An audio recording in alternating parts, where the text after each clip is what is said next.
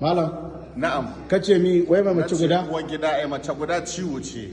Bi samun sauki, uku gadara, hudu warkewa. Dan mace guda in ta cika ta kase ta kwanan aure ma sai ta ga kamar taimaka maka ne take ba dan halinka ba. Wata ma sai kun yi randebu da rana. Tana ai mashin huda ta koma cikin yara ta kwanta. Ka zunguri kafarta ta camiki yaro kama kuka. Mace guda tana mai da namiji ladihi ga ka ci ka koshi ga ta bayanka. Ka ji ba husu wuce ma ba ta tashi. Kuma in ta cika ta kase ta in ka shekara 20 da mace guda ba ta ma a dawo lahiya ba ta Allah ba da sa'a ba ta kwana aure da kai ta barka hwalo kwance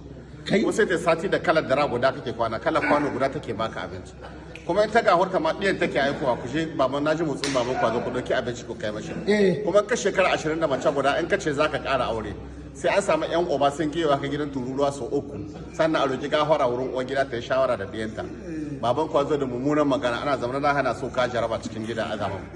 ita ko in ta cika ta kase ta can hwaka take sai ta ga arzikin da Allah baka ma dan ka aure ta ne ka arziki a da maciyacin ka yanzu ko dalili ta ne Allah ma albarka kai in ka rabu ta kamar ciyaciya za kai kuma in ta cika ta koshi sai ta ga ita ke hakuri da kai ba kai ke hakuri da ita ba zaman kaddara zaman diya zaman bakin ciki mace guda tana isa ma tension dare guda a rabu da kai 12 dare majalisa ka zo gida ta gama bakan magana ka haɗa zuciya ka bar mata duniya kawai sa muka ce da ka je makabarta ka iska kabari ɗirgege ya cika tulun ƙasa na mai mace guda ne ita ke sa mai tension dare guda bakin ciki ya kashe shi